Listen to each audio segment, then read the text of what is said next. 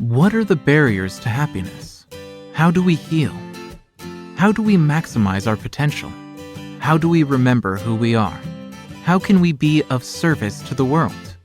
Join the World Happiness Fest, the largest forum of happiness and well-being in the world. Visit us at www.worldhappiness.foundation. We are realizing a world with freedom, consciousness, and happiness for all. Does it seem like the path to happiness is full of obstacles? I'm going to give you good news. There are many obstacles on the path to happiness that you've created yourself, and that means you can clear the obstacles yourself. I'm Loretta Breuning, founder of the Intermammal Institute and author of Habits of a Happy Brain, Retrain Your Brain to Boost Your Serotonin, Dopamine, Oxytocin, and Endorphin Levels. Here are 3 big obstacles to happiness that you are creating so that you can now go out and clear them. The first one is waiting for permission to be happy. Many people wait for permission to be happy instead of giving themselves permission. It's easy to do this with all good intentions. You think, I can't be happy until everyone else is happy. So you wait until there's some kind of signal that everyone else is happy, so now it's allowed. Well, if you do that, you will never be happy because there will always be some unhappy people. Following the herd will not lead you to happiness. And in fact, no one in human history would ever have been happy if we had to wait until every single person was happy. So as much as you may feel awkward or selfish about this, you have to blaze your own trail to happiness, which starts with giving yourself permission to do that. And you can actually help others to do that by leading the way and showing them that it's possible. You may think you don't know how to give yourself permission to be happy, but I explain that in detail in my book, The Science of Positivity: Stop Negative Thought Patterns by Changing Your Brain Chemistry. Now let's think about the second big obstacle to happiness that many people create for themselves, and that is not getting enough sleep. Did you know that the chemicals that make us feel good are actually manufactured while we're sleeping? So if you don't get enough sleep, then when you wake up in the morning, your tank is empty and you literally can't feel happy even when good things are happening to you. What a waste. So you need to get plenty of sleep in order to manufacture your happy brain chemicals and have a full tank so that you can just easily release them all day. And if you make sleep your top priority, then you will figure out a way to get enough sleep. The last self-created obstacle to happiness is unrealistic expectations. Now, it's very easy to have unrealistic expectations, and in fact, hard to have realistic expectations. The first reason for that is that we're always told to dream big. So you probably think that big dreams are the way to be happy. But here's the problem with that. If you imagine yourself at the bottom of a huge mountain, and you need to get to the top of the mountain, in your opinion, in order to be happy, well, the fact is that your brain only releases dopamine, that good feeling of joy and excitement, when you see yourself approaching a reward. So you have to actually see yourself getting closer in order to feel good. Now, if you're always focusing on a goal that's so far away and you don't see yourself getting closer, then you're just not going to release the dopamine. A simple, famous example of that is a young person who's told to focus on their dreams. And so they dream that they're going to be a rock star or a YouTube star. And that might feel good in the short run, but over time, they see that they're not really getting any closer to being a star. So if you think you need to be a star to be happy, then soon you're just not going to get closer. You're not going to release the dopamine. Now, a bigger reason why we have unrealistic expectations is because our biology is actually quite confusing. The brain chemicals that make us feel good are only released in short spurts, so we always have to do more to get more. Now, whatever it is that makes you happy, it's hard to figure out what turns on those spurts because they're controlled by the animal part of your brain, which is the limbic system, and not by the verbal part of your brain, which is the cortex. Now, these two brains are actually literally not on speaking terms because your animal brain can't use language. So it can't tell you in words why it's releasing the happy chemicals.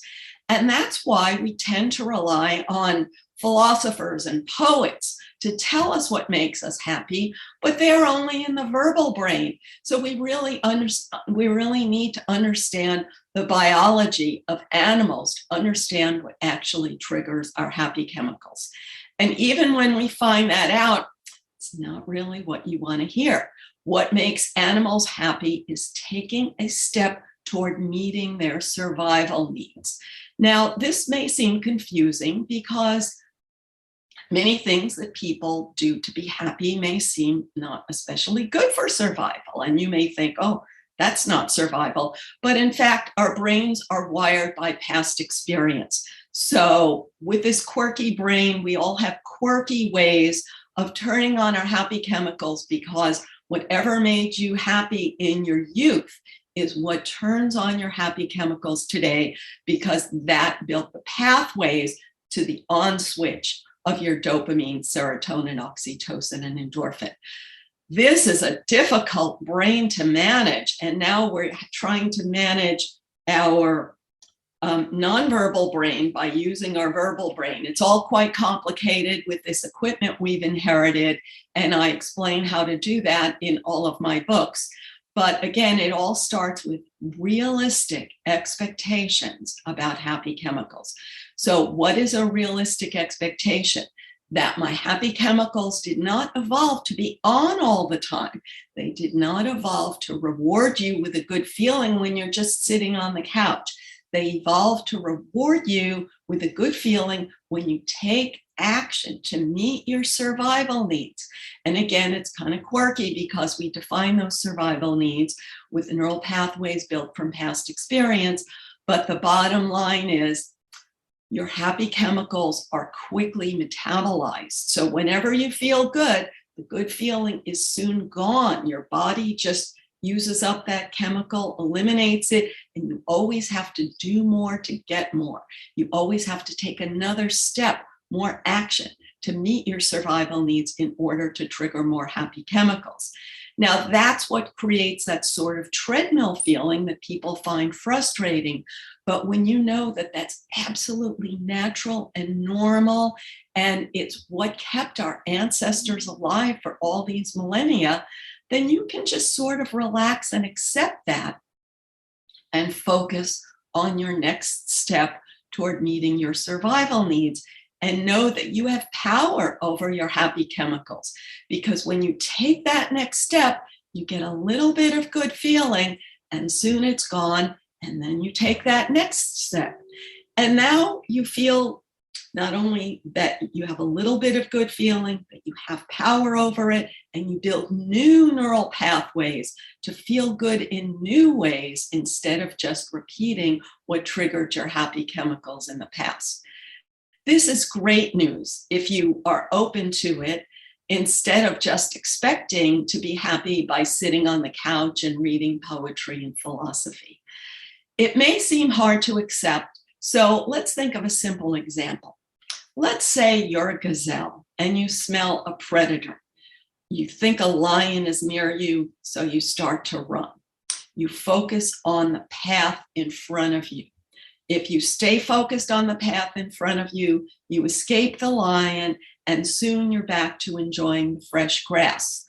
If you focus on the lion instead, you're going to trip and you're going to get eaten.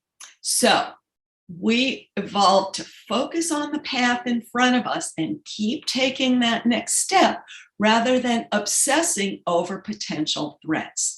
And it's interesting to know how this works. The animal part of your brain is always alert for potential threats, just like a gazelle is always alert for lions.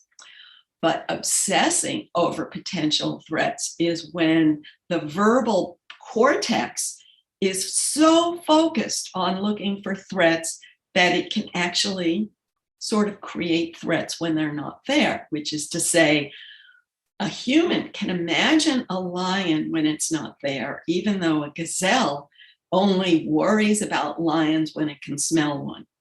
Now, there are some advantages to being human, like we can anticipate threats in time to take action. But the disadvantage is that you can dwell on threats so much that you never take that next step, and then you never trigger your happy chemicals, and then you blame the herd. Why are they not taking a step? It's their fault that I'm not happy. You wait for the rest of the herd to take action, and you think it's powerless for you to take action on your own. But once you understand your brain, you can go for it. You can know that a small step toward meeting your survival needs will stimulate a good feeling. And then you can just take another small step and another, and you will keep stimulating your happy brain chemicals and actually build a new pathway that makes it easier to turn them on with those healthy steps instead of turning them on with unhealthy steps. I explain this all in lots of detail on my website, innermammalinstitute.org, innermammalinstitute.org. There are plenty of free resources, and if you don't like to read, there are plenty of resources to listen to and watch. And if you speak Spanish, there are plenty of resources in Spanish, and actually, if you speak Russian, there are plenty of resources in Russian. So I hope you will continue with me on this journey to making peace with your inner mammal, clearing those obstacles to happiness so you can lead the way and help everyone, especially yourself, to blaze new trails through your jungle of neurons to turn on those happy brain chemicals and feel good about your next step and the next and the next. I'm Loretta Breuning. Thanks for listening.